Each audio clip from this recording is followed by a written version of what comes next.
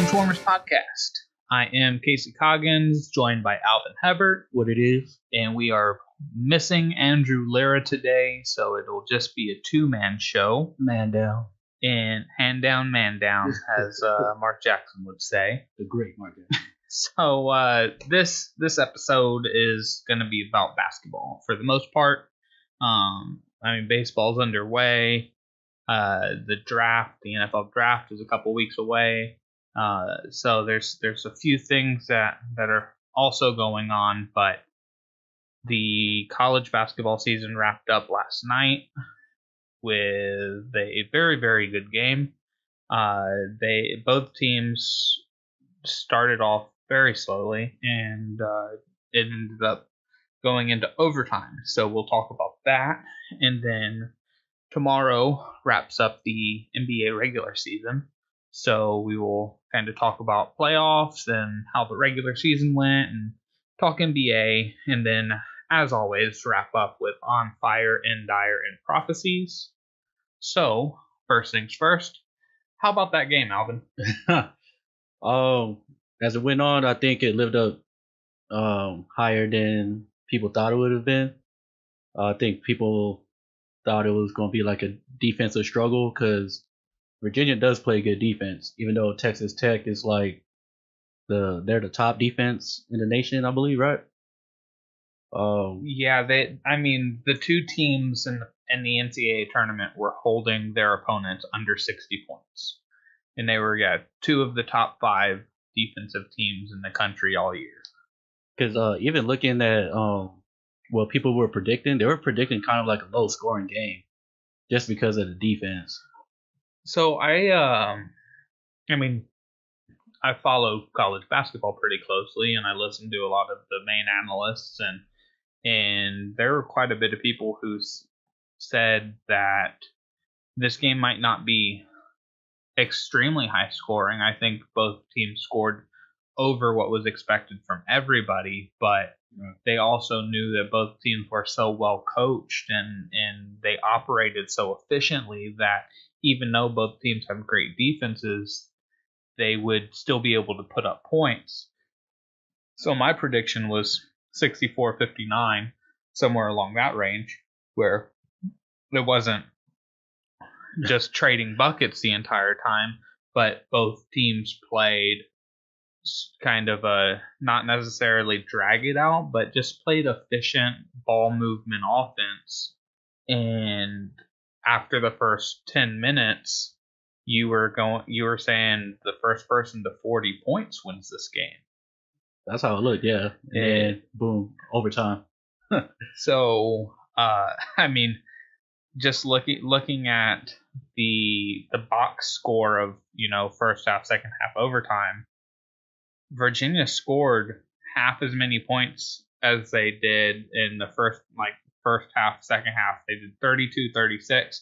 They scored 17 in overtime.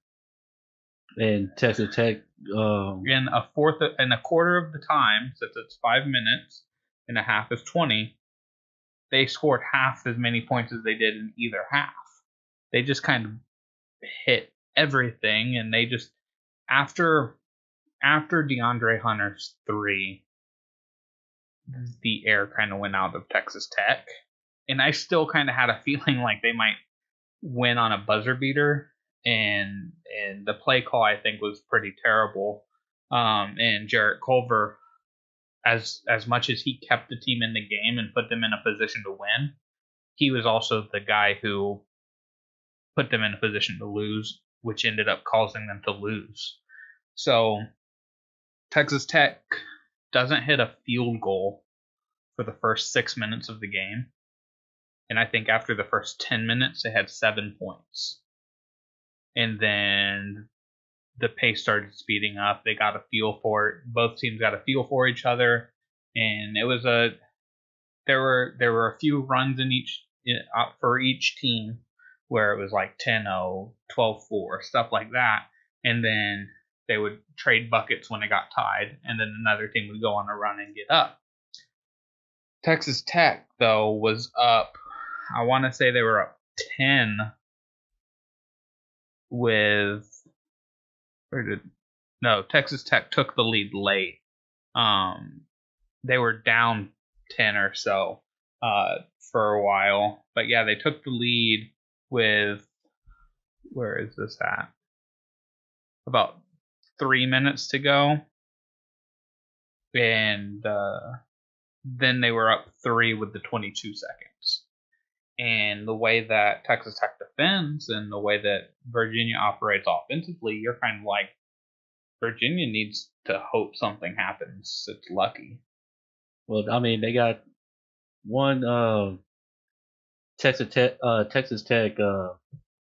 starting off slow.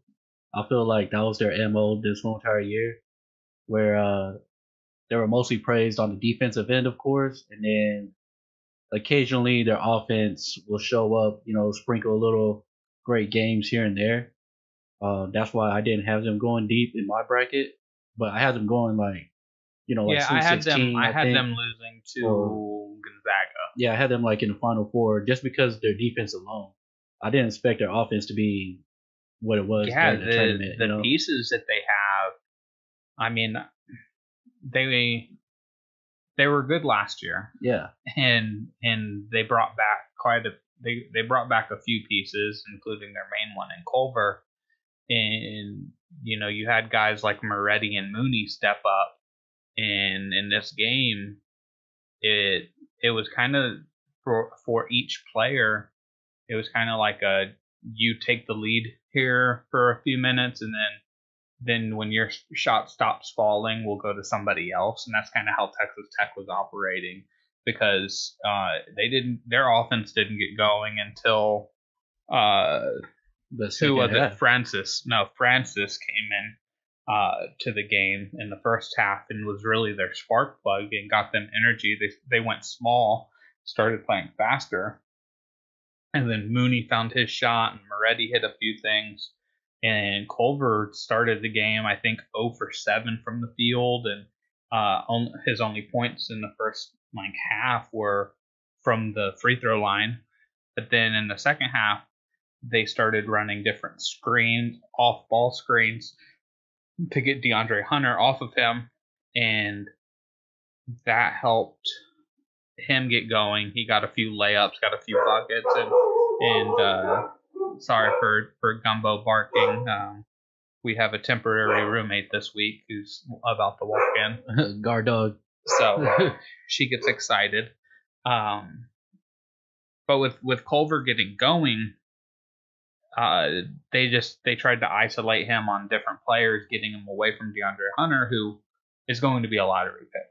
And I think the type of game he had in the national championship game, he was already going to be a lottery pick, but I think he's the type of NBA player, the type of body, has the defensive and offensive capabilities that he's going to be a top 10 pick.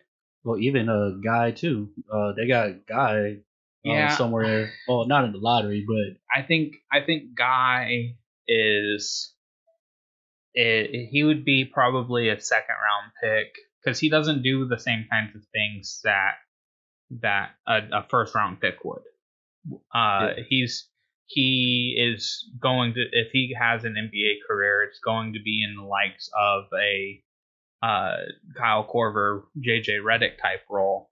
I mean, he's not nowhere near the type of player that JJ Redick was coming out of college, but he's going to be a fringe starter, come off the bench, spark plug type of guy. Yeah. Like how the Spurs use Marco Bellinelli. And the reason I wanted to say Marco Bellinelli was just a little tangent thing. I was doing some work earlier today in Starbucks, and I look up and I see this big ass dude. I was like, that's fucking Marco Bellinelli. That Italian looking motherfucker comes in here with I don't know if he's married, but a girlfriend or a wife and a friend, and they like walk in their French bulldog to the Starbucks.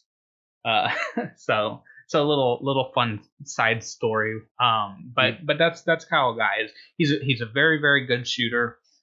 But I really don't see him as an NBA guy. I don't see him being good enough all around to be. I wouldn't if I was a GM, I wouldn't take him. I would rather take Fletcher McGee instead of Kyle Guy. Well, yeah, but I mean, that's not to say he can't develop into being that like sharpshooter. But again, I mean, Virginia has 3 guys. They got Guy, Jerome, and Hunter. Jerome, I would take 10 times over Kyle Guy. Really? Because he's a much better ball handler. Another UVA product though is like he reminds me of Malcolm Brogdon, kind of a big point guard who can shoot the ball well, just always in control. And he's the one that he had the ball in his hands coming down at the end of every game. He was the one that was, they had playing the point guard in every big moment. And he's the one who got into the lane and dished it to DeAndre Hunter for the game tying 3. Yeah, he's a facilitator. He will create space. And speaking of that game tying 3, this is where like Jarrett Culver becomes the scapegoat for Texas Tech. Like he's the kind of cause for their loss because you're up 3 with 20 seconds left. You know what the last thing you want to do is? Give up a wide open 3.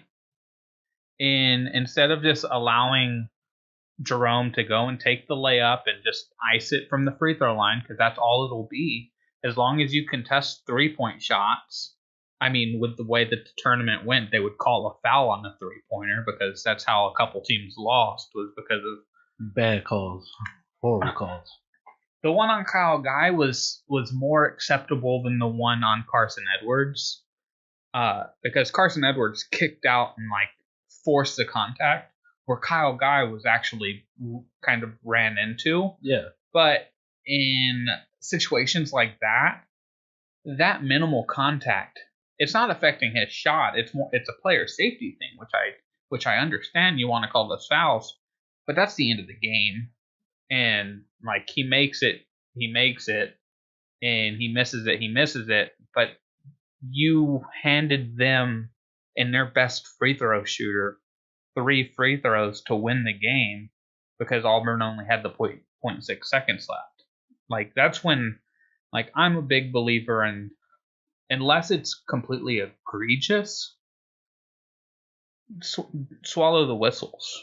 Yeah, minimal contact. Yeah, he would have needed to like Goldberg spear Kyle Guy into the stands for them to call a foul, like for me to call a foul, or he needs to like hit a receiver helmet to helmet early and the blatant pass interference that was never called. Right. Yeah. Like that's the type of thing where it's like, no, you make that call because that actually impacts the outcome. Where in this one, it getting the legs hit after you release your shot doesn't impact your shot at all. Yeah, because you already got it off. Yeah, like hitting the elbow while he's shooting it impacts the shot. You call that foul. But that's for, that what's done is done. But go back in time. But with Tech and Culver, don't crash on Jerome. Give him the layup. Get it into Moretti. Get it into Mooney. Get it into yourself. But isn't that like go a to the free throw line too? Wouldn't you say you coach your kids that in timeout?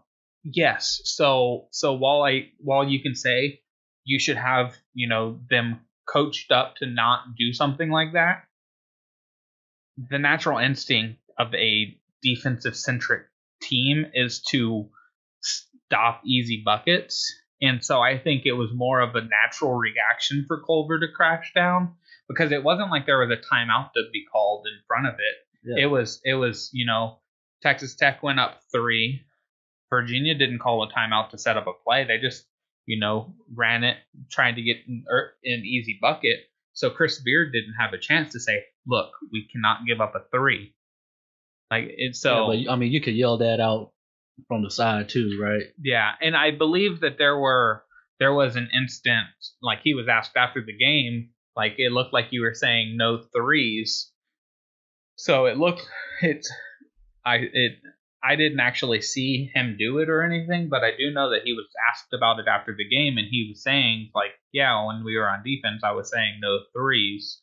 But when you're there guarding a guy and you see another guy getting an easy layup, it's kind of a muscle memory type thing. Is you want to try to block the shot. You want to make sure that you at least contest it, and then it's not easy. Because even if they give up that easy layup, there was still going to be 12 seconds left. So they would have still had time to foul, go down 3 again, and then, still get a 3-point shot. It wasn't like it was 2 seconds left and all you had to do was inbound the ball. There was still going to be time left to screw something up. But to me, it's the Chris Webber moment. I think no timeouts, and then it's like you're trapped, and then you're in the heat of the moment, and you're just like timeout, and it's like right, the natural instinct in that situation is to make sure you don't travel and you're not trying to turn over losing the ball, and then that happens. But yeah, the same thing here is like you're in the moment and you see the guy coming down the lane, and you're like, shit, I need to go and defend him. When he probably, once that 3-pointer got released, he probably was like, fuck, why did I leave that guy? And then what sucked is to add on to the fact that he gave up the 3, they don't call a timeout, and he comes down and chucks up a 3 really quick. When it's a tie game, he shoots a pull-up 21-footer instead of trying to get into the lane, trying to do what he did best in this game, which was get into the paint and get layups. And he misses that, and he gets lucky that they even got another chance, a last chance, because DeAndre Hunter gets the rebound with about 3 seconds left, and he starts falling down. Kyle Guy's trying to call a timeout. He tries passing it to Kyle Guy, who's not paying attention, and so the refs don't grant the timeout because the ball's released. Yeah, it's not in possession. And then I saw somebody on Twitter post a picture of Kyle Guy calling a timeout, and DeAndre Hunter still had the ball in his hands, and they were like, oh, well, they should have been granted a timeout. And I'm like, they didn't do that shit for Tennessee. like Tennessee told the ref that they were going to call a timeout. I mean, and the ref still didn't call a timeout when they had the ball. I mean, it's hard when you capture like a still moment instead of when you're in that heat of moment when it's like literally seconds. Right. Yeah, the ref is looking at DeAndre Hunter get the rebound, and there's other guys walking up trying to call a timeout. And by the time he realizes that guy was calling a timeout, the ball's already gone. Yeah, it's too late. Yeah. And then to finish the regulation, the play call that Chris Beard made was just, I thought, terrible. I agree. He's not running motion, and he runs this play where he posts up Culver in the corner, and he's like, all right, you're going to have to make an 18-foot baseline turnaround jumper over a defender. Yeah. Like, that's just this ain't even the if NBA. even if it didn't get blocked, the likelihood of that going in is 2%. Yeah, this ain't the NBA. Like, how confident are you in a college kid making that kind of shot? That's a DeMar DeRozan type play, and DeMar DeRozan is missing those left and right for the Spurs this year. He started off making them pretty well, like a couple times at the beginning of the season. How hard you got to practice to make those turnaround fadeaway. Yeah, he's not like especially from the side. Jarrett Culver isn't Rudy Gay. Like, Jarrett Culver isn't Kevin Durant. Jarrett Culver's not Kobe Bryant. Kobe Bryant was like 5 of 97,000 for those. I mean, Michael Jordan, the ones that everybody copied from. Yeah, even Michael Jordan shot like 30% on stuff like that. And you're from the side at the end of the game. Like, that's not a good look. Like, they could have ran action with ball screens that freed up Mooney. That was working for you. Yeah, guys. like Mooney was hitting some crazy, like, off balance, turning, catching, shooting shots all game for them. Well, not all game because the first 7 minutes was terrible. But like you can run something where you use Culver as a distraction. You can even use Mooney as a distraction because Moretti's a good shooter. Or you can run their center, whose name I can't pronounce. Run him diving to the basket and try to throw an alley-oop. Like there are so many other action plays that they could have ran that instead they run this stagnant corner fadeaway, and it gets blocked and goes into overtime, and that's pretty much it. That's a wrap. Texas Tech had to expend. Sorry. That the beer kind of caught up to me. But Texas Tech had to expend so much energy trying to get back into the game and take the lead. Yeah, I just felt once OT against a great defensive team. Yeah. Like that's a lot of energy that's being taken out of you. Yeah, they were dead once OT hit. And DeAndre Hunter, once he hit that three, just was like, all right, cool, get on my back, everybody.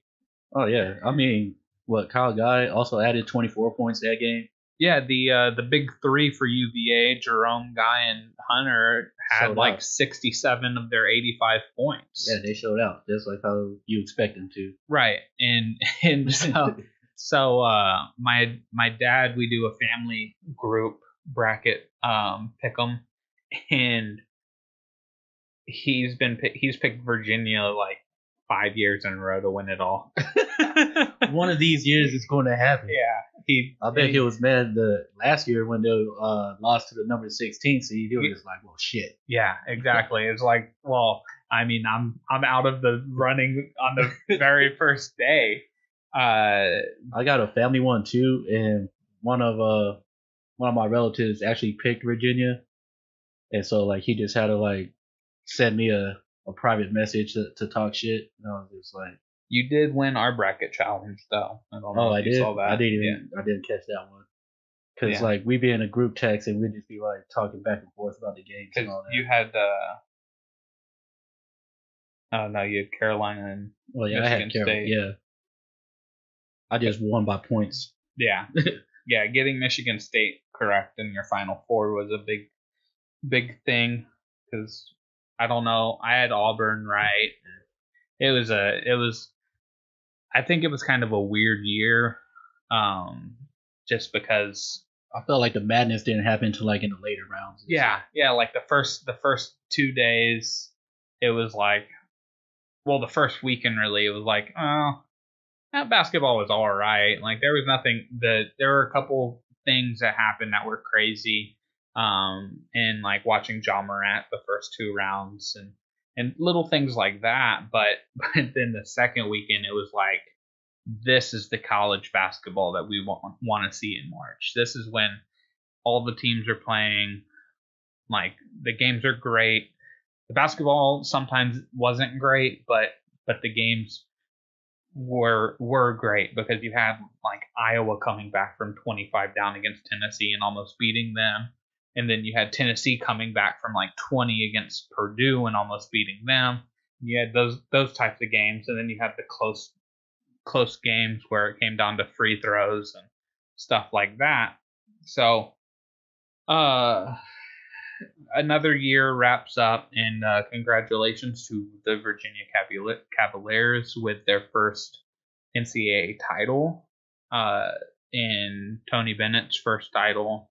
In his first trip to the Final Four, he finally got over the hump. Slow and steady wins the race. A lot of college basketball people questioned whether or not Tony Bennett's style would end up winning a championship. Because I don't know if you heard some of the statistics about national champions over the last like 20 years. Have scored 70 points or more in the national championship game like 16 of 20 times. Like some ridiculous stat like that. And you didn't think, nobody thought that this game would be 85-77. Like I think most people thought it would be in the 60 to 70 range. Man, there was one that said it would be 57-54. Yeah, and that's what people were thinking was going to be a high scoring game for these two. And yeah, once that pace quickened and those shots started flying, and Virginia shot like 50% from the field. I mean, when you got one guy also making 7 out of 9 threes or 4 threes, and then 7 out of 9 from the free throw line. Yeah, Virginia was 27 of 59 for 46% from the floor, and then they were 11 of 24 from three for the exact same percentage. Yeah. And then they made 20 free throws. So they, they were the better team all night. They kind of gave up some things at certain times to allow Texas Tech to get back into the game. But I mean, from the get go, you could tell Virginia was there was the in control. better overall team. Yeah. But Texas Tech has a lot to hang their hat on.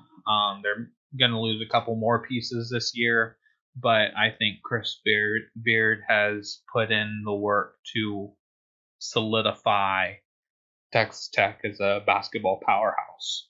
Yeah, you got the system in place. And he has the AD who will give them the resources to be a basketball destination. And it with them being in Texas, they can get pretty good basketball recruits, but they're also a school that's going to be a good candidate for transfers and stuff like that too. Kind of like there'll be a mix of Texas and Iowa State, because Iowa State's known for getting transfers from other schools and turning them into stars, and Texas can recruit really well, but in Texas Tech can do both. So we'll see where everybody lands, who leaves, who stays, and we'll get going on another college basketball season in 6 months. Real quick. Yeah. So now let's go to the grown-up league. The NBA ends tomorrow. If a few things break right for the Spurs, they'll end up in the 6th seed. And Denver has a possibility of sliding to the 3 seed, and Houston takes the 2 seed. There's still a lot to be determined on these last 2 days of NBA. And right now, Miami's trying to make the playoffs in Dwayne Wade's last year, but it looks like they're going to fall a game short because Charlotte is, let me check. Charlotte just won 124-97. So that, I believe, wraps up the 8 seed for them, because let me check the standings. They were 38 and 4. They're 38 and 42. Who are you talking about, Charlotte? Oh no, they have another game. That's right. I was thinking that this was their last game, and they would. So if Charlotte loses tomorrow night or their last game of the season, Miami still has a chance to make it in. But Miami got to win both. Miami does have to win both. Yes. If Miami wins both, they'll end up 40 and 42. If Charlotte wins both, they'll win the tiebreaker. And Detroit, my phone rotated on me, and Detroit has to, I believe, lose one of 2. Is Detroit out though?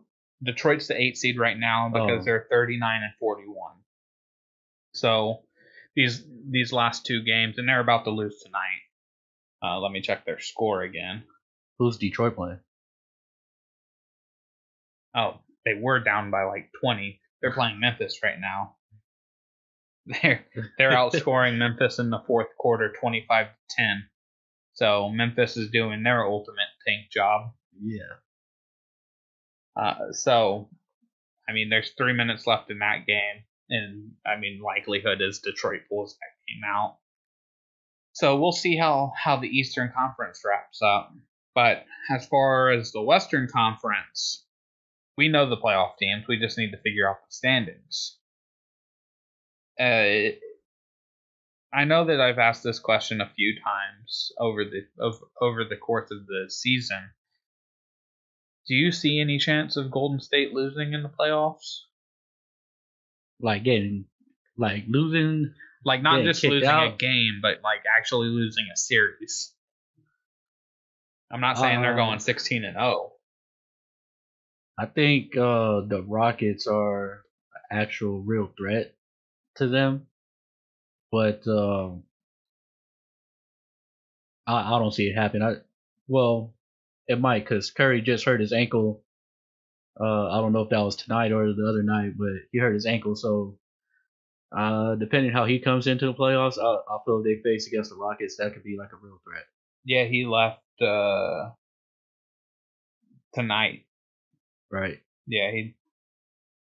So, I mean, we'll see. I mean, the Spurs did sign the guy who fell on the floor that Curry slipped on the sweat back in a couple years ago. You remember that when they were playing Houston, and Oh yeah. and because it was when Houston came back from a 3-1 series against the.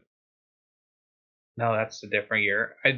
These years have been kind of all blurred together for me because I feel like Houston and Golden State have played like 3 years in a row in the playoffs, and the Spurs have played the Warriors back-to-back years in the first round. So It it's always ends up either one of those like mixtures. so I believe that yeah. So it was the year that the Warriors lost in the finals because everybody was like, oh, well, Steph wasn't 100%. Steph wasn't 100%. So in the second round, they were playing Houston, and he had already kind of tweaked his ankle in the first round, which was, I believe, against the Pelicans in Anthony Davis's first crack at the playoffs. And then Monte Eunice slipped on the floor, and then Curry comes right behind him and falls and tweaks his ankle and misses a game and comes back, and they're down 3-1 against OKC, and everybody was like, well, Steph isn't 100%. Steph isn't 100%.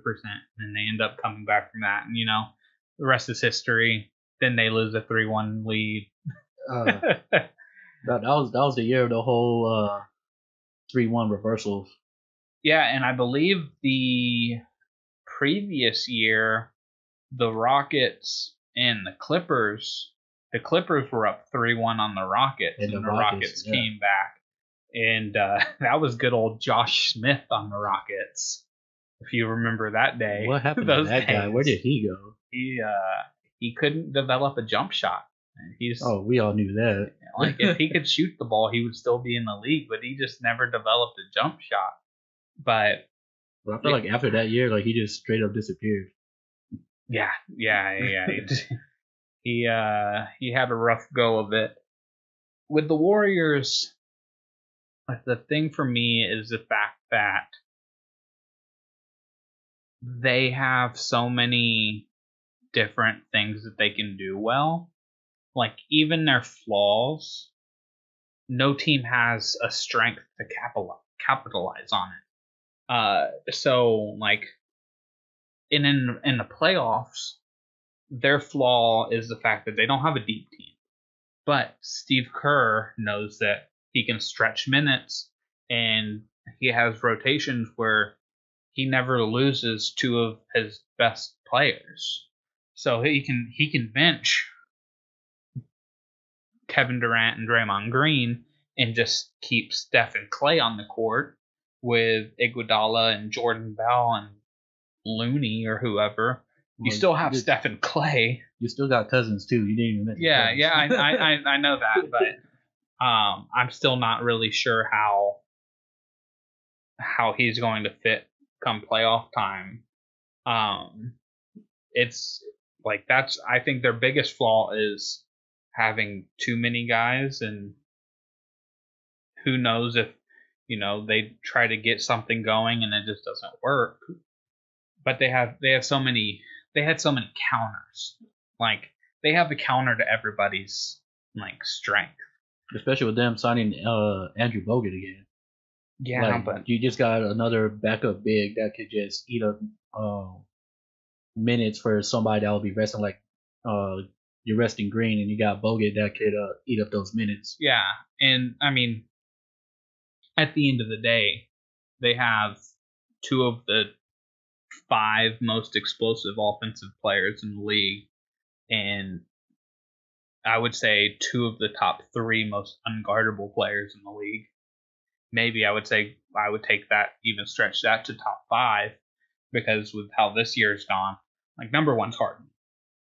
Like you're not stopping Harden. Well, I mean, when you could do was it the traveling or the It's not always the a step travel. back, the step. The It's step not. back? It's not always a travel. He is really. I think this year, with how prominent it was for him, I think this year they're going to look at how the rule is written, because technically he's in the gather. But I thought they said that. But if he's not, if he doesn't have possession of the ball, it's kind of a like where does the possession? I think it's kind of a tricky situation, because I used to give a buddy of mine shit because he would always like catch and like step, and it always looked like he took 4 steps, because he would like catch and take 2 steps and then kind of step into a shot. Yeah, we call that traveling. And like if he did it too early, it was definitely a travel. But if he did it right on time, he's taking those steps like right as he's catching the ball, which you're allowed to do, like, and then go into your shot motion. Man, I was watching some clips and it was showing like people imitating people's professional players imitating other players' moves or whatever. And it got to the James Harden one. He'll literally step back and take like a small bunny hop again back. And that'll be like his gather motion. And I'm just like, that's a travel dog. Also, to be fair, when we were growing up, do you remember what a carry was? Yeah. Right. You're flipping the wrist. Have you seen guys dribble in the league now? Oh, yeah, I've seen that. They're like literally underneath the ball. I can't miss it because my dad complains about it the whole entire time. Like, yeah, Kyrie, you have great handles. But 15 years ago, you would have been called for a carry 95% of the time. You see them as they just walking up the ball. Yeah, it's crazy how the carry rule got. They let go of the carry rule, but they also got rid of the hand check rule. Yeah. And then you got the Euro step 2.0. Yeah. It's crazy, but James Harden, he's an innovator. He has it down. He's an innovator. And until the refs realize where his gather starts and ends, because that's really what it is it looks. I mean, there are times where it's definitely a travel that they didn't call, but there are times where it looks like a travel, but it's really not a travel. And then there are times where it's just definitely not a travel and he doesn't do 7,000 steps. Man, 90% of the time looks like he went to El Paso a bit. I wouldn't say 90% of the time. I would say like 60% of the time, though. But yeah, and then when you get to kind of flop your way a little bit to the foul line, and I mean, Spurs fan here, like Manu Ginobili definitely flopped quite a bit. They all went to the Vlade Divac school of flopping.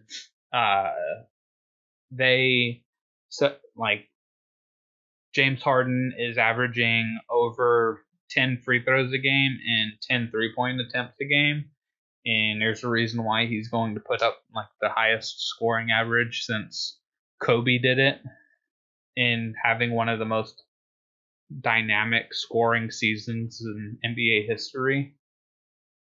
I mean, when you're the team's offense, I mean, yeah.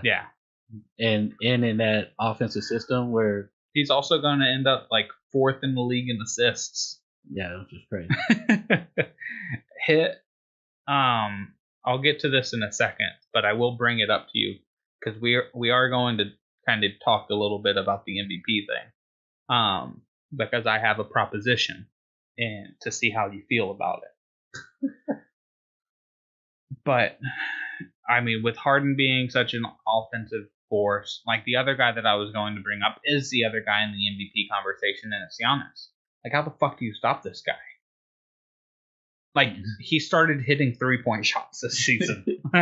Like, just imagine next year. Like, he is putting up numbers that peak Shaq did, but also more assists, like double the assists. He's putting up numbers that have never been seen. Somebody was complaining that, like, how the hell do you have Giannis as the MVP? And he goes to because Harden's year, like, you have two guys who are putting up unprecedented numbers, and so he goes to basketballreference.com, goes to per 100 possessions what Giannis is doing per 100 possessions. He's the only guy in NBA history doing what he's doing per 100 possessions. Like, his numbers are... And his team is the number one team in the NBA. Yeah. And his second best player, ready? Chris Middleton is his second best player. Or even Eric Bledsoe. Like, either one of those two is interchangeable right now. Well, I say Chris Middleton because he was an all-star this year. Okay. But yes, if any of these other teams' second best players, like if the Rockets' second best player was Eric Bledsoe, they're not in the position they are. Oh no, of course not. If Golden State's second best player is Eric Bledsoe, they're not in the position they are. And you could probably say the same thing with Chris Middleton, even though I do think that Chris Middleton with the Rockets would be a better fit than Eric Bledsoe with the Rockets. And Chris Middleton would actually, I think, help the Rockets more. But saying he's your second best player means you're taking Chris Paul off of the court, which hurts them in ways, but I mean, you don't expect Chris Paul to stay healthy in the playoffs. So how much? Not even during the full season. How much are you really, like, considering Chris Paul as, like, a viable second best player right now on a championship team? You can't. No. Like, I think PJ Tucker needs to be their second best player, like, in the playoffs for them to have a chance of beting the Warriors. I think that's so hard. He's going to be the guy that has to guard Kevin Durant, and he's going to have to be the guy who hits the shots to keep the defense, like, stretched out for Harden to do what he does. And as evidence of last year, he's going to miss those shots.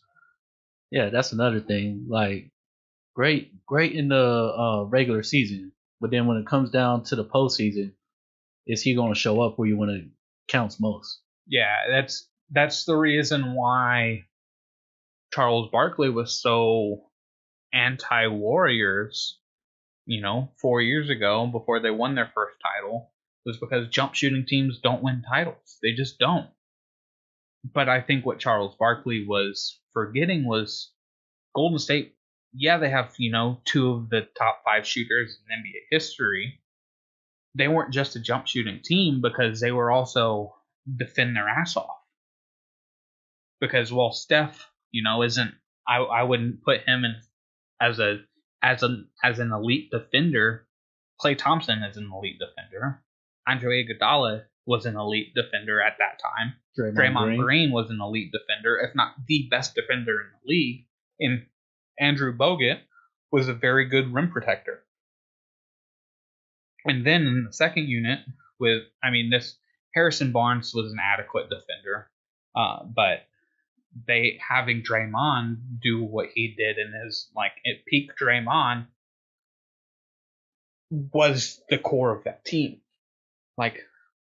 Yes, Steph is exciting and he's fun to watch and he does things that nobody really else in the NBA can do. Steph Curry, I would put as their third most important player. Yeah. I could even probably argue that he's their fourth most important player because of what Draymond, KD, and Klay mean to the team. Well, I think that narrative changed a little bit this year, but definitely in the early years, they would say Draymond is probably the most important because he was the heart and soul of the team. Well, and just because of his he defensive allowed play. he allowed them to have the death lineup. He had because he could bang with the big guys, and he could run point forward for you. He would get a rebound, bring the ball up. You have Steph and Clay running all over the place, and then you have Iguodala and Harrison Barnes being able to go just wherever they can go. And they were. Do you know the diagram of like an atom where it has all the particles around it, and then it has the central neutron, and it just everything was moving, but it's all in one formation. Right there in the nucleus. That's the Warriors' offense. Is while like they can all move so well and do so many things that balance each other out They're just bouncing off each other. that it's a free flowing offense that it's just so hard to stop, because when you think you have it stopped, all of a sudden Steph Curry is launching a 35-footer because you fell asleep for half a second. Yeah. like that's, and so it's like you sagged off just a tad little bit. Yeah, it's so difficult to put, like, I think for me it's really difficult to put these players from the Warriors in a historical standpoint, because they're perfect together. Like, I don't think if Draymond wasn't with Steph and Clay, he would be, I think he would just be some like random. He would be trying to think of a player who he'd be more like a Luke Mbamute, like an adequate player, a guy that you would like on your team, but he's not going to be help lead your team to a championship unless you have pieces around him. Yeah, unless you have, like, if he would have gone to OKC, and if he was their like small forward, and they were running out a lineup of Russ, KD, Ibaka, and Draymond, like, that team would be as good as this Golden State team. I mean, even though Russ isn't a shooter, but they could do so many other things that impact a game that I don't know how a team is going to score 80 against that. And Clay, if he was with another team, he would probably be a good stats, bad team guy. I think he would, he'd be better defensive Devin Booker. Yeah, but you already know could potentially go off any night. Yeah, he'd be like he'd be a very solid player, and I mean, I think he's the best two-way guard like in the league. I mean, yeah, he'll get his numbers for sure, because he's a tremendous defender. He's 6'8" and has one of the purest shots in the NBA. And then Steph, they always talk about gravity with Steph because he bends the defense to him because of his range. But you can pound him on the defensive side. The problem is that they get to hide Steph pretty easily because of all the other defenders they have. That Steph doesn't have to guard Damian Lillard because they'll put Klay Thompson on him. And he doesn't have to guard a guy too big because they can put Kevin Durant on that guy. They have pieces to where Steph can guard the weak link. Or it could be Steph is on Damian, but he could allow him to pass by him because he knows he has the weak side help. Yeah, he has Kevin Durant and Draymond Green behind him to defend him at the rim. Yeah.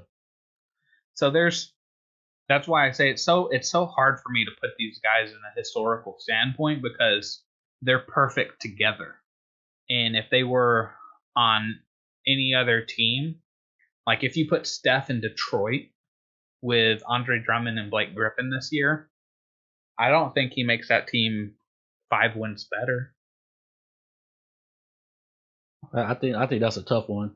Like, I think he could make them 5 wins better, but because I think it would detract from what Blake Griffin did this year. Yeah, because Blake Griffin was phenomenal. He changed his game, but they wouldn't have the other pieces still around him. And same thing with a few of these other guys. I always did the Steph and Kemba. If you swapped Kemba and Steph, I don't think Charlotte is much better, if at all. And I think Golden State is almost as good. Like, I think losing Steph, yes, definitely hurts them. But if you put Damian Lillard in Steph's shoes, do you not see them still winning the title? Oh yeah, most definitely. If it's just swapping those two, yeah. Yeah. Everything else is the same. You just switch Portland and Damian Lillard, or switch Damian Lillard and Steph. Yeah. And I don't see Portland getting infinitely better with Steph, and that's kind of how I try to frame this historical standpoint. Is they did such a good job building Golden State's roster that I think that's hard to say for. And then for a lot of after the teams. first 2 years where they made it to the finals, then they pick up the second best player in the league for 3 years. And so it goes from having, a perfect core because everybody balances each other's out to having that perfect core and then injecting it with steroids. I think that goes for a lot of championship teams though. Because you could go back to my Bulls in the 95 to 98 run, because you saw Pippen without Jordan with the Trailblazers. He led them to I'm talking about after that. That I wouldn't say that so much because I'm just saying, look at their success after that. They all went to different teams. Tony Kukoc went to the Bucks, and I think the Sixers. Yeah, he was guess. Well, and that's the thing average. About team building is you build around your best players, and very few teams that have won titles have torn down the core. You don't see it very often. Like the Mavs did it after they won in 2011, but there was no way in hell that they were going to go back to the finals next year. Like even if they kept that team intact, they ran a extreme hot streak of Dirk to get to the NBA Finals, and then LeBron had a meltdown. And meltdown, or he froze up. Either one of those, you could say. I guess he froze up there and he melted down in Game 1 of the 2014 Finals. So, yeah, it's with team building. Like you do have to build your. You have to get your star players and then you build around them. And that was, with the Spurs, one of the tricks, 2 years ago is you lose Tim Duncan and now it's Kawhi and LaMarcus Aldridge's team, but those two pieces didn't fit together. Like as great of a player as Kawhi is, he didn't fit with LaMarcus Aldridge because you know what Kawhi can't do? Run a fucking pick and roll. Like he can't. He can run a pick and roll, but he can't get the pocket pass. He can't pass to the big guy. That's not his game. He can come off of a pick and hit a pull up jumper. Yeah, he got to be the one off the pick. But he can't. Yeah, he can't be the playmaker with LaMarcus, and LaMarcus just didn't fit like that. But that's why y'all had Tony Parker for so long, because he was so good at that. Yeah. And I mean, the whole Spurs offense after 2007 was based off of a pick and roll with Parker and Duncan and Parker and whoever else. Yeah. Matt Bonner. It was always the pick and roll, and then you either saw Tony Parker blow by because his quickness. Yeah. Or Tim Duncan with the post up bank shot. Yeah, well, I mean, towards the end, it wasn't. He wasn't doing the bank shot as much as he was going into the middle of the lane and doing.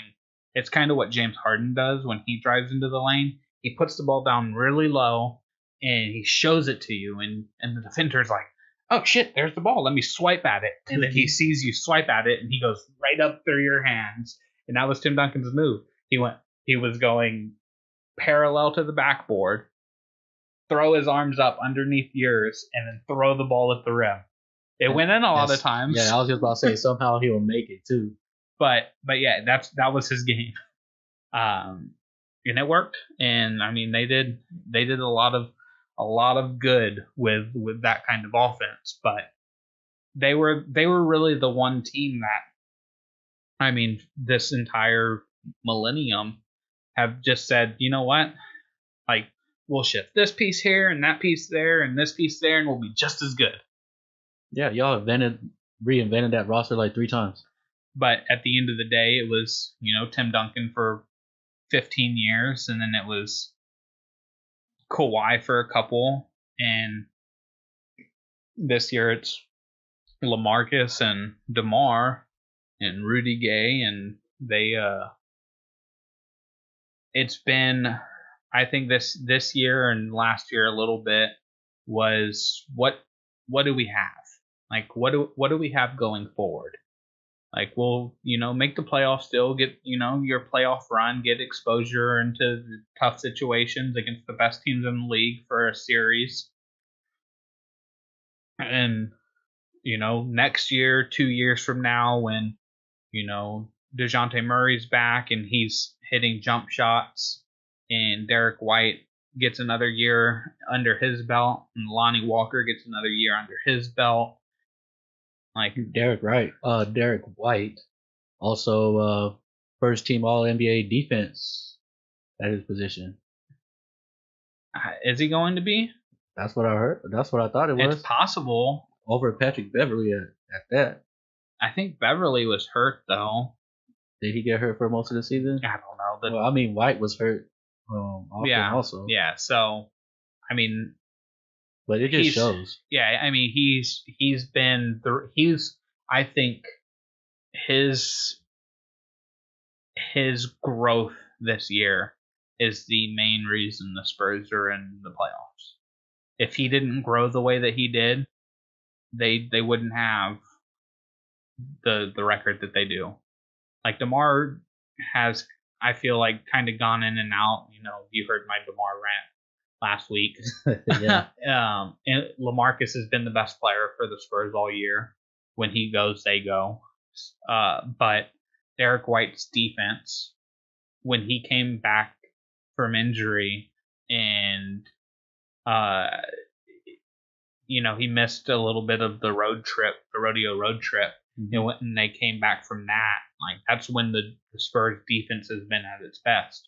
With their starting lineup of Bryn Forbes, Derek White, DeMar DeRozan, Rudy Gay, or Jakob Poeltl, depending on who they're playing, and LaMarcus.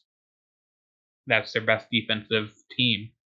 So he's like, I have to give him a lot of credit for being such a catalyst for the team. And I thought it was funny when he came into the league, when they drafted him last year, and I looked at him and I saw the type of game he had. I was like, he's Danny Green. And then they traded Danny Green, and I was like, well, now he has to be the new Danny Green. And the funniest part about it to me is, even when they drafted him and I was like, he's the next Danny Green, he wore the number that Danny Green started with in San Antonio, number 4. So he just needs to develop a little stronger of a jump shot. He can knock down threes, but not to the consistency that like Davis Bertans does, or Marco Bellinelli or Patty Mills does. I think Derek White, he's on his way up there. Like, the starting lineup next year is going to be Murray, White, DeMar, LaMarcus, and Poeltl and Gay, probably. Like, those two interchangeable parts. I really like Bryn Forbes, but DeJounte Murray is just a better player. Not offensively, but the Spurs have never really worried about the offensive side. They're at their best when they can lock up defensively, because they can execute offensively. They don't need somebody who's just an electric scorer. They always got the person in the right spot. Yeah. So, are there going to be any surprises in the playoffs? I mean, I'm on record saying that the Celtics are winning the championship this year, and that's just a gut feeling I have. So that's kind of my shocking revelation of NBA playoffs. I think if something shocking happens, it's going to be in the Eastern side, just because besides Milwaukee, like any of those matchups, like look real shaky. Just because, yeah, they're in the top 3 or top 4 teams up there, but they all shown throughout the season. Like the Celtics and the Sixers, they shown throughout the season that they can have their down moments, and it's like, will those down moments happen in the playoffs where a team like Brooklyn can take advantage? Yeah, I think whoever Brooklyn's playing, that's going to be the most exciting. that'll be matchup. definitely the most exciting first round matchup. I do think that the Pacers Celtics series is going to be a pretty good one, just because the Pacers, Nate McMillan, they're super well coached, and they have size and length, and it just sucks that one of the Bogdanoviches playing out of his mind. Quick question before we get into this MVP thing. On a scale of 1 to 10, how surprised would you be if you saw Denver in the NBA Finals? I think that'll be like a. Because I think that would be like 8. Yeah, I was gonna say 7. I was gonna say 7 too, but I'm like, no, I'll notch that up a little bit more. That'll be like an 8 during the finals. Yeah, I mean, I would be pretty surprised, but they have. Honestly, I'll be surprised if they make it past the second round. Yeah, I think they're a year too early. Yeah, they remind me of the Young Thunder when they made it far, and everybody was all like, but they're a little bit. Each year they got better going, and everybody just kept saying, but they're like a year or two off, off. Yeah, that was. I mean, the same thing with Golden State. Yeah, when they played San Antonio in the second round, and first game went into double overtime. But everybody was like, Golden State's going to be good once they get a better coach. Real legit, yeah. And the next year they get Steve Kerr, and a coach that focuses on offense. Yeah, so Denver's, it's tricky because you watch them play Golden State, last week, and DeMarcus Cousins is like, I know Jokic, you've kind of been the best big man all year, like with like Embiid, like y'all two are the best big men. I'm gonna go for 27 against you. No worries. That's my one knock on Jokic. He has those moments where he gets punked in the game. Like he got punked by LeBron James. He has a little bit of the I don't care like look. Like not that he doesn't care, but he kind of like he takes everything so easy, and just he's such a. You remember Garrett Anderson with the Angels? Yes, I do. His face look. Yeah. He's just kind of like what happens. Yeah. Like, so that's exactly what it reminds me of. Yeah, that's. But I mean, they have shooters. They have athletic wings. They can go big. They can play pretty good defense. I really like Michael Malone as a coach. I like him better now. I mean, before when he first started coaching, I was like, who is this guy? No, I think he got a tough break because he was coaching Sacramento. Yeah. And they were like 12-6 or something like that. They had a winning record, and then the next thing you know, Boogie Cousins goes down with the flu, and he misses 2 weeks, and they lose 5 games in a row, and then they fire him. Like, without letting him get Boogie back and getting back into the swing of things, they were just like, all right, cool. You couldn't win without Boogie. Bye. Yeah. And I was again, like, that's a Vlade Divac running that team too. Yeah. So yeah, Shaq minority owner. True that. Yeah. That was a little weird, but because I was like, he was actually coaching them well. Like, he's probably the best coach that you've had in a while. Like, I mean, they had George Karl and that was a disaster.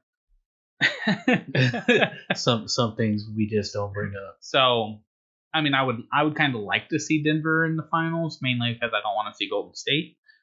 I mean, they match up well with a lot of teams though. So like to see them go far shouldn't be a shocker, but Yeah. it will. I Be. mean, to me personally, they remind me a lot of the Spurs, like young Spurs, because they have. I really like Jamal Murray's game, and Jokic is their best player and their anchor, who can go 25 and 12 on any given night and anchor a defense, and he's a great passer, shoots threes pretty well, and uh, they just have a lot of these guys that you you wouldn't think would be on the second best team in the West. If you go through their roster, you're like, there's no way that they're 57 and whatever they are. But here they are, and I mean, we'll see who they match up with come Saturday. And you know how all that started with them? They traded Nurkic to Portland. I was going to say farther back than that. They traded Carmelo, yeah, for all those assets, draft picks. But yeah, it's funny that they had Jokic and Nurkic, and at that point they were trying to figure out who were they going to keep. Yeah, and I think they kept the right guy. Oh yeah, most definitely. Okay, so MVP really quick, and then we'll wrap up on Fire and Tire Prophecies.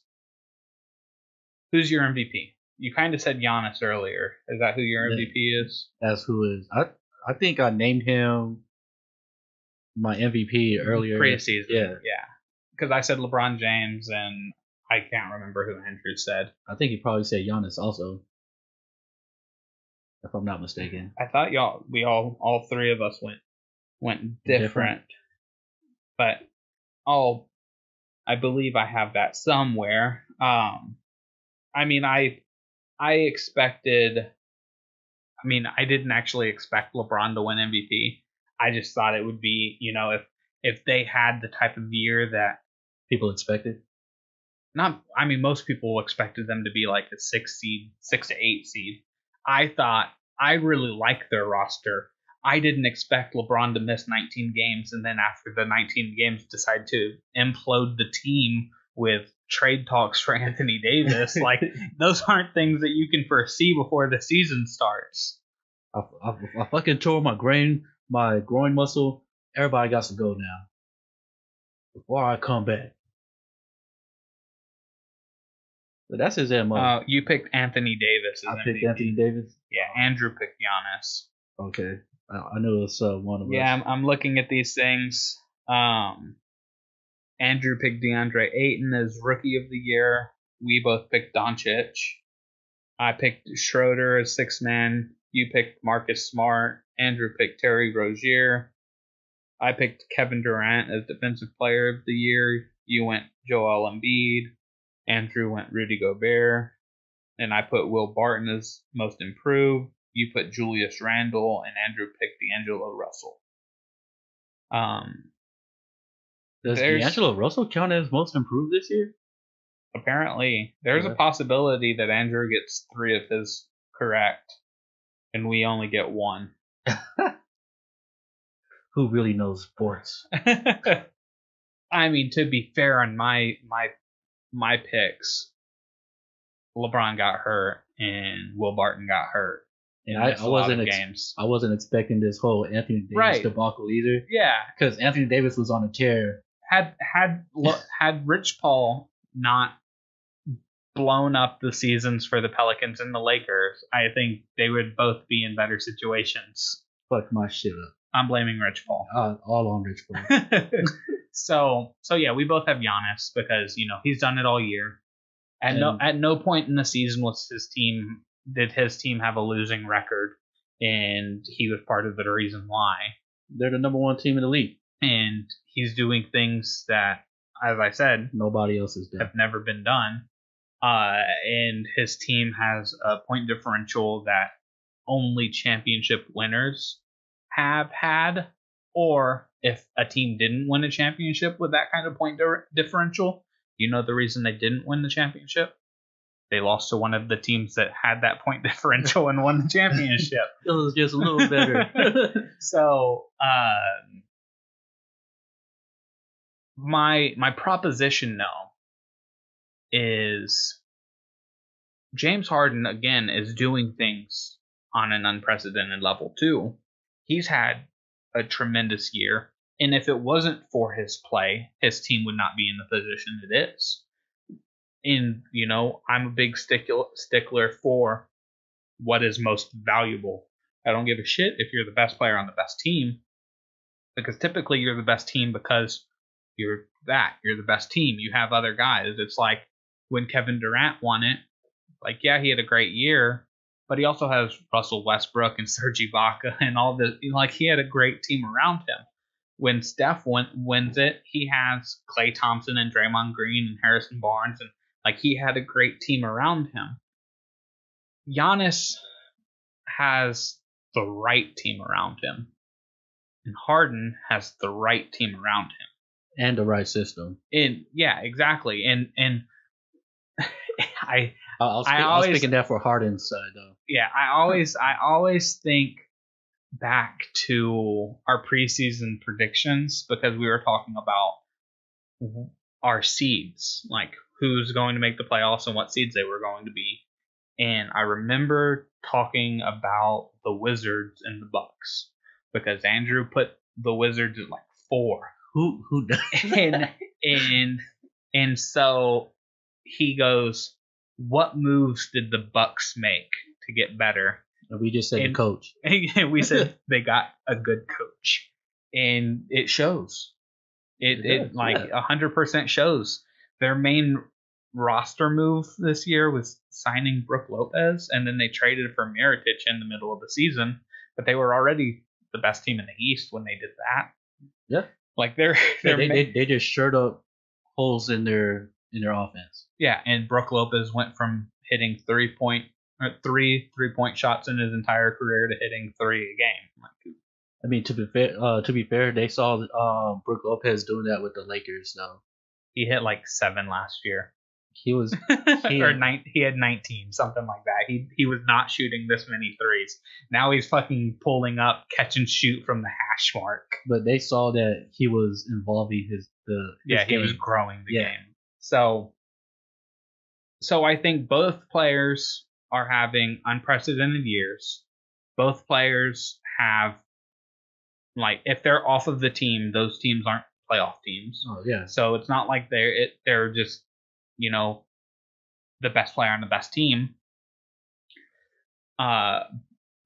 So I don't think there's a wrong choice. Like, if Harden wins it, I'll be like, I kind of wish it went to Giannis, because Giannis hasn't won it, and like, he deserves it because, the year he had, he did it all season, blah, blah, blah, new guy on the block, stuff like that. But I'm not going to be like, Harden didn't deserve it. Yeah. And so my proposition was, would you be against co-MVPs this year? On this occasion, I wouldn't be. Is there any reason why we can't just say, look, like, I would personally, this is how I would, if I got to say, if I was, as Bill Simmons likes to say, if I was the czar of sports, like, if I get to say, this is how we're going to do it and make it happen, I would give them co-MVPs, but I would give Giannis Defensive Player of the Year. Because he could very well win Defensive Player of the Year, but, like, I feel like doing co-MVPs doesn't give Giannis all the credit he deserves for what he's done this year. It gives Harden just as much credit as he deserves this year. So throw in the Defensive Player of the Year, boost Giannis' season because he was the best player this year. But I don't want to confuse best player with most valuable. Because we have to remember, if we actually base most value on value, LeBron James should have had 8 in a row. Yeah. Michael Jordan should have had 10 in a row. Like, so we can't say, well, he's the most valuable this year. Like, no, he's not. Russell Westbrook was not the most valuable when he won it with a triple-double. he only won it because he broke something he did something that hadn't been done in 50 years. And to add a side note to that, he's done it 3 years in a row, and now we're like all wishy-washy on it, but that's because triple doubles, just like certain things in sports, devalue over time. I always was against that. I just think it's because it's Russell Westbrook that's doing it, that adds that little tangent to it, and also the game did evolve to where it is. It's more open for guards to get the rebounds and all that. Yeah. More shots a game. And but again, all that. you gotta have the drive to want to go get those rebounds. Right. Well, and with the thing about the assists is your teammates have to make the shots. Like you have to get your teammates set up in the right position. Yeah. Yeah. And the whole MVP thing, that because Giannis was doing it all season. Yeah. The Rockets had that the first 2 months or whatever, where they were just like, they were the second worst team in the West. Yeah, and everybody's all like, are they even going to make it to the playoffs? Yeah, which was stupid. They were going to make it to the playoffs. It was too early, but they had that rough. I think it took Chris Paul to go down with an injury. They lost Chris Paul and Capella. Yeah, to injuries, and that's what unlocked Harden to do what he did. Yeah, that's why I think Giannis is going to win it, because of facts like that. So I just wanted to kind of touch on that because this is our last podcast before the regular season ends. Next week we will be talking about playoff matchups and pretty much all playoff stuff. And then to check really quick before we get on to On Fire, In Dire, and Prophecies, I want to check the NFL draft is the 25th through the 27th. So that means the week after next, we'll be doing our NFL mock draft, and trying not to make stupid decisions like NFL owners do. Right, yeah, and GMs. So, On Fire, I'll lead off because I'm going baseball. And pun intended. I have Cody Bellinger. First 10 games, 7 home runs, 19 RBIs. His batting average is like .435 right now. Leads the league in home runs, and he was kind of a hot pick for MVP, for NL MVP, because for the Dodgers to really hit their potential this season, he had to become a top 10 player in the National League. And so far, he is arguably the best player in the league right now. Offensively, he's also pretty good defensively. He's also the fastest player on their team. Sadly, the Dodgers are not winning though. That's true. which I'm not mad about. You know what I mean? Right. Hate. What are they? They're 8-3.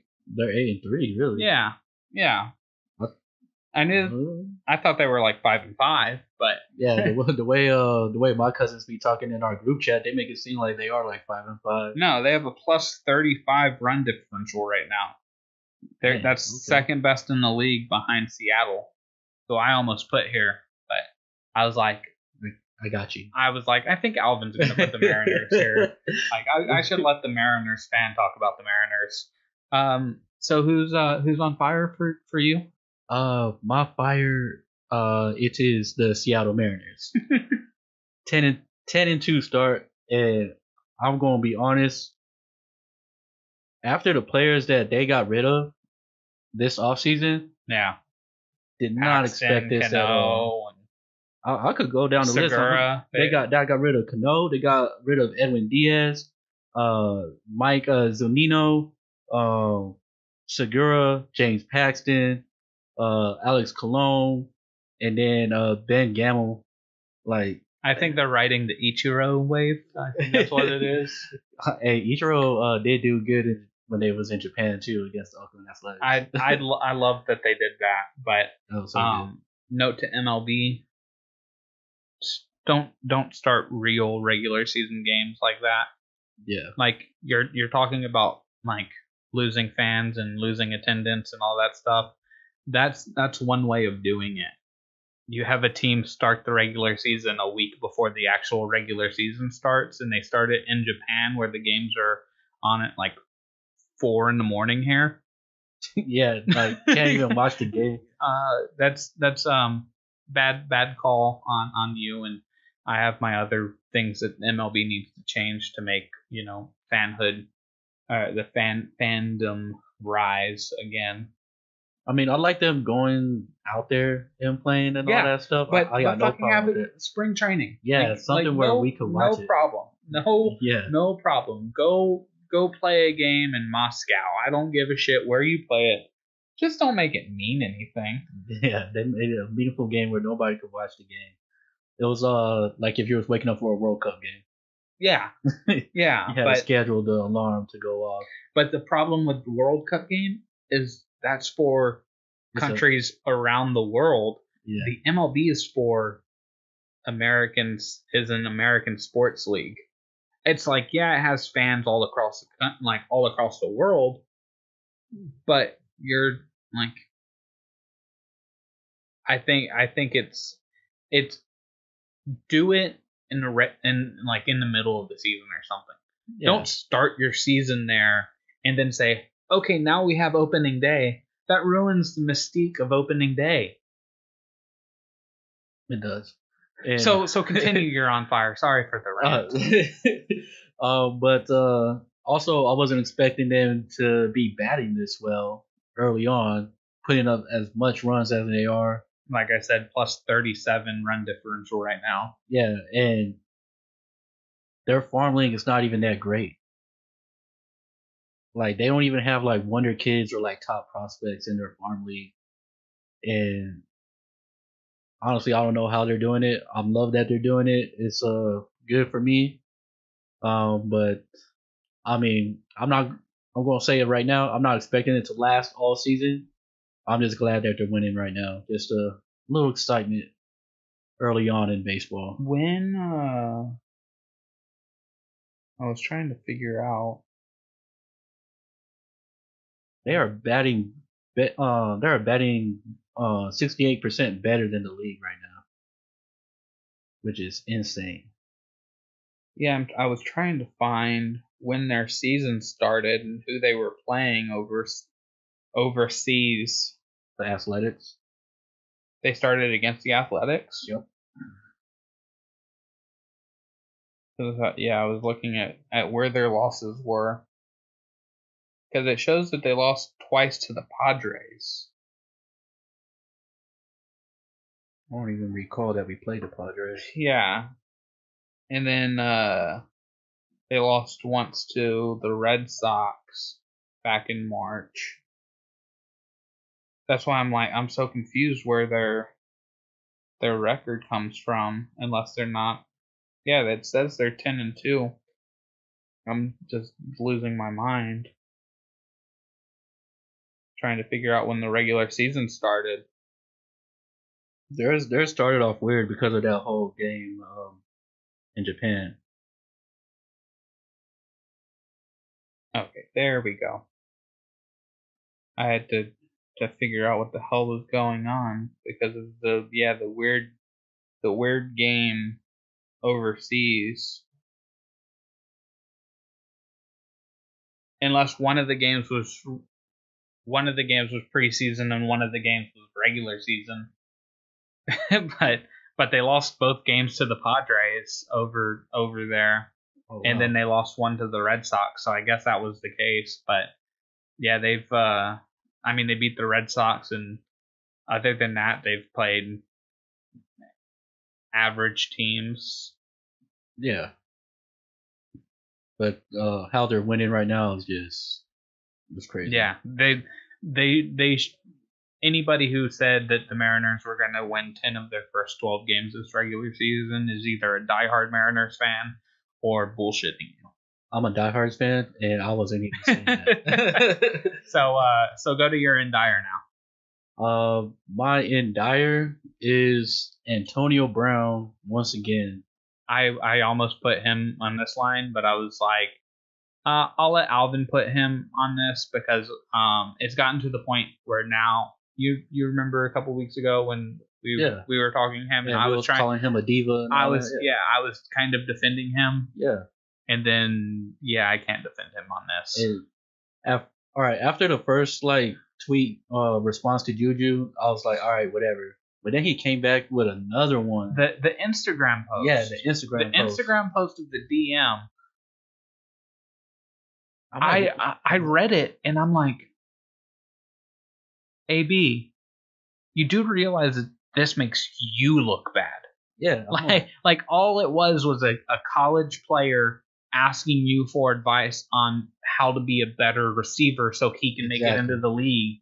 Exactly. And now you're posting that after talking shit about him, and then you're just it just goes and then back. the caption on it was just the mic and then on to the next. Yeah, and I'm just like, you're acting like a real female right now. Like you're really hurt that this boyfriend broke up with you. Somebody posted his clip on when he was on the shop. Yeah, that too. And he was talking about, he's like, yeah, see the thing about me is I don't have an ego.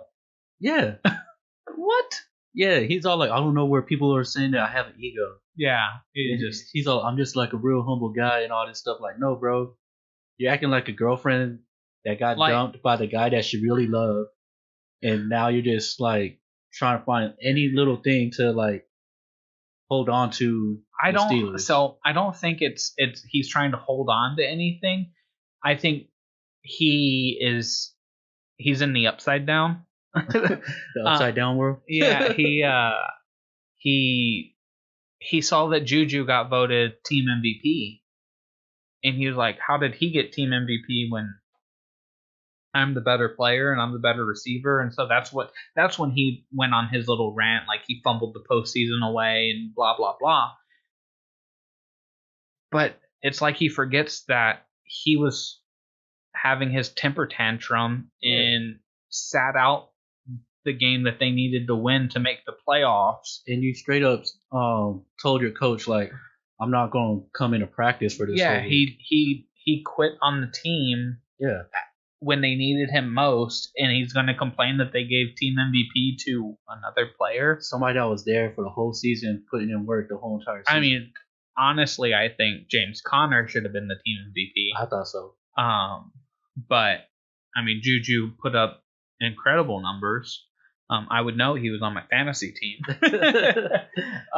But yeah, AB, that was just a bad look. It just makes him look worse and worse. Yeah, he needs to. And then I loved it that you saw that Le'Veon posted the James Conner text, and it was all lovey and like.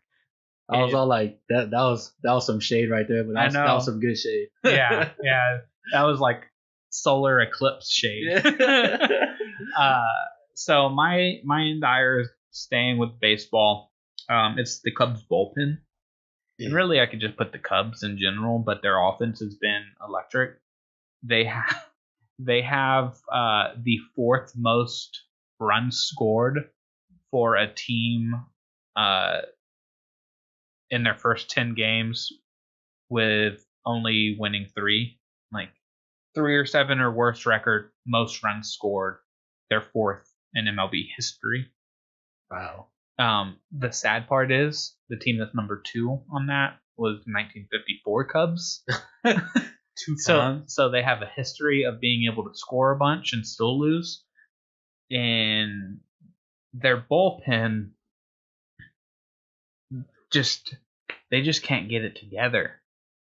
And it got to the point last year where all of their relievers were walking people. Like Carl Edwards Jr., who looked like was going to be a star relief pitcher when they won the World Series, then he just lost command of his fastball, and they had 17 walks in the first 6 games.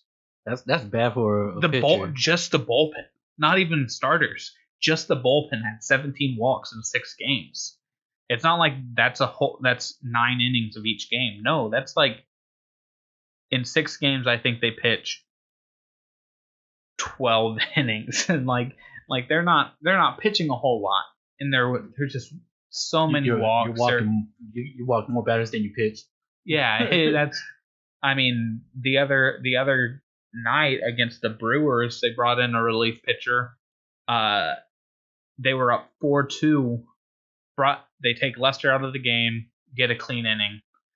In the 8th, up 4-2, the first relief pitcher walks the bases loaded, like walks the first 3 batters he faced. They pull him. Then the next relief pitcher gets 1 batter, gives up a base clearing double. So they take him out, and they were like, "All right, cool, you did your damage." And then they bring in Carl Edwards, who walks a couple guys, and then they take him out. And it just reminds me of the Bugs Bunny sketch where he's playing baseball against the big like Brutus guys. Oh yeah, the big and they're just all hitting home runs. And so it just shows a bunch of them just walking around the base paths, like doing a conga line. That's what the Cubs bullpen was doing pretty much. So they made some moves. They put Carl Edwards down into the minors and brought some guys up, and got a pretty good outing yesterday.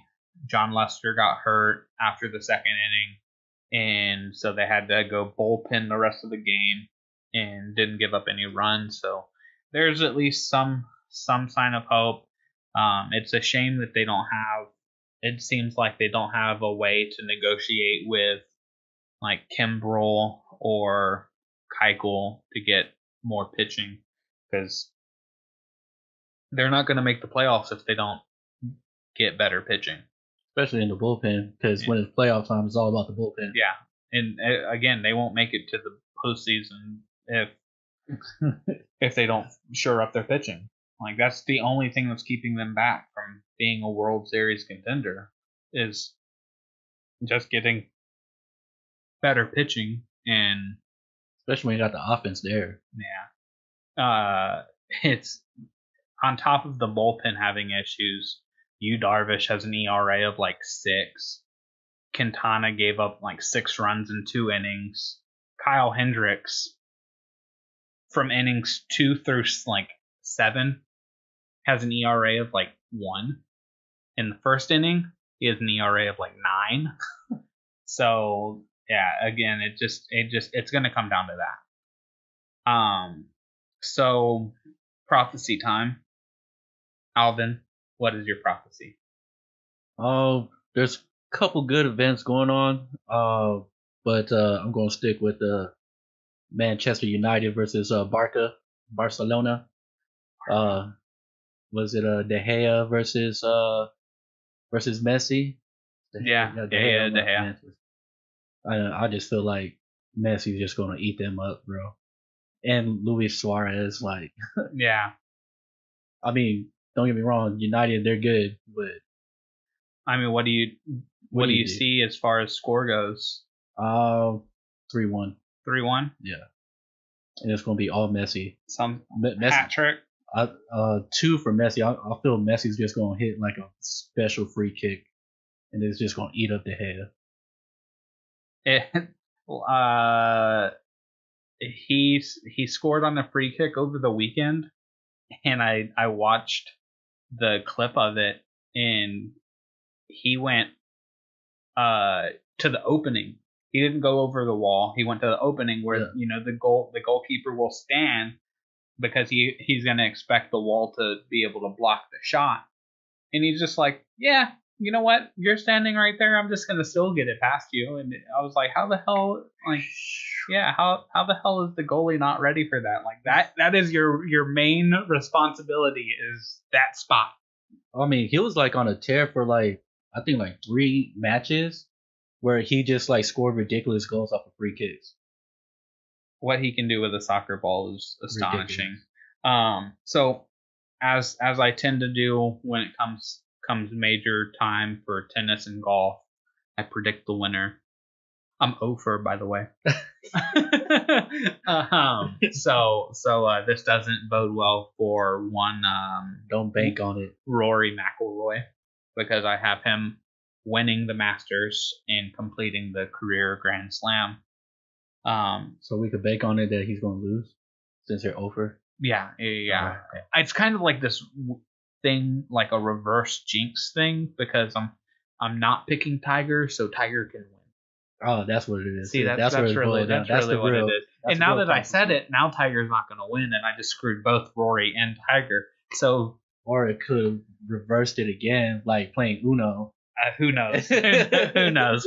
So that wraps up this edition of the Benchwarmers podcast, minus one benchwarmer. Just on the bench. Yep, he fell off the bench somewhere. So we'll be back next week to talk NBA playoffs, and the week after that we'll talk NFL draft and all that fun stuff. I am Casey Coggins, joined by Alvin Hebert. Check you later. See you next week.